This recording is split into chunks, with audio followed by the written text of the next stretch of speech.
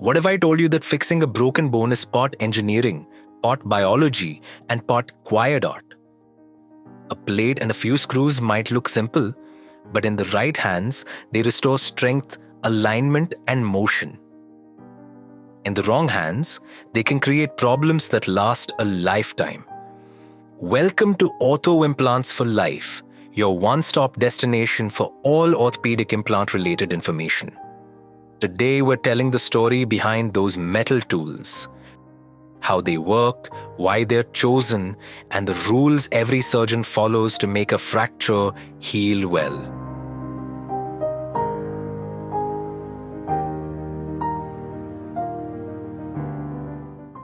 Disclaimer: this video is educational only.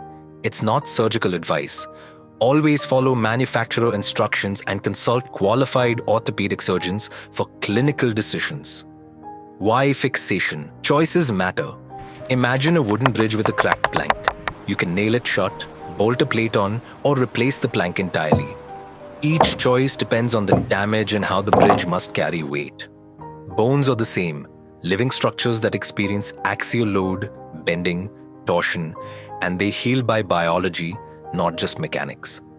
The surgeon's job is to choose a construct that protects biology while restoring mechanics. Two ways to heal: absolute versus relative stability. Every fracture chooses its healing path. Some demand absolute stability, zero motion at the break, and heal by direct bone remodeling. Others, especially comminuted breaks, need relative stability, a little controlled micro motion that encourages callus formation. The wrong stability choice can slow healing or cause non-union. Plates, roles, and personalities. Think of plates as characters in a play, each with a role. Compression plate, the precision tool for simple transverse or oblique fractures.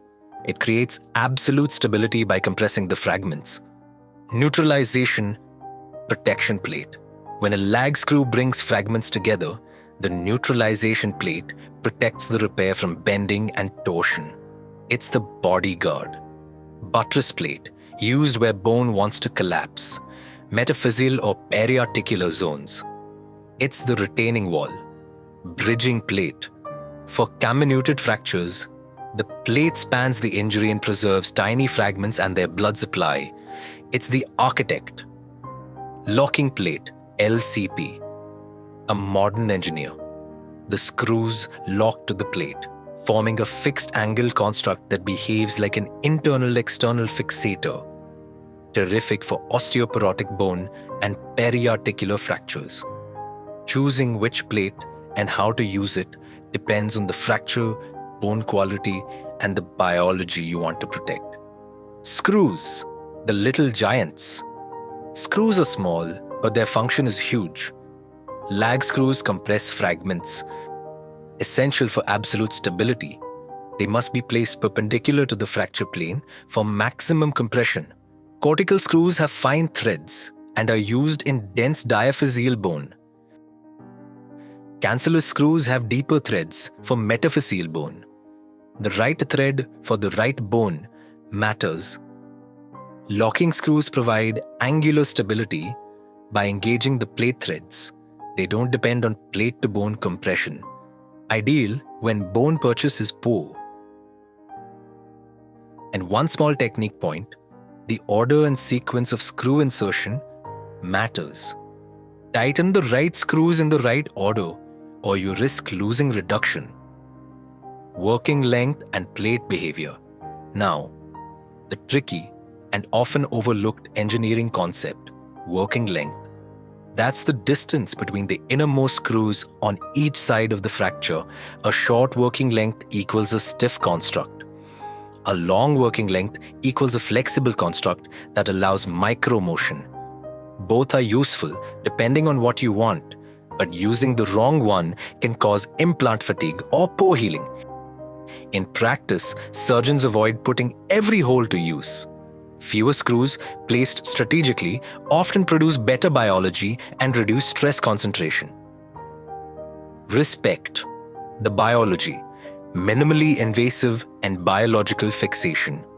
Modern plating isn't about brute strength, It's about biological fixation, preserve blood supply, avoid stripping periosteum, and minimize operative trauma.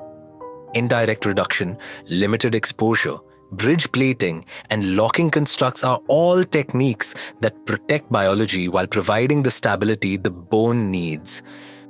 Common pitfalls and how they happen. Even the best implants fail if rules are ignored. Watch out for over-rigid constructs in comminution, leading to non-union, too many screws, increasing stress shielding, and reducing callus. Short plates concentrating forces, causing plate breakage. Wrong screw type in the wrong bone, leading to pull-out or stripping. These aren't rare mistakes, they're teachable moments. Biomechanical studies and clinical audits repeatedly show technique, not just implant design, drives success. So what should you remember? 3 simple rules. Let the fracture type dictate the stability, absolute or relative. Choose plate and screw functions that match biology and mechanics, compression, neutralization, buttress, bridging, or locking. Respect working length and plate length. Don't over-instrument. Protect blood supply. When these rules align, bone heals reliably. When they don't, complications follow. If you have enjoyed the video, like it, share it, and if you are new to our channel, subscribe it. Hit the bell icon to get notifications for all our upcoming videos. Join us to excel in this orthopedic implant industry and to know more about the job and career growth which is available in this industry. Thank you. See you again next week.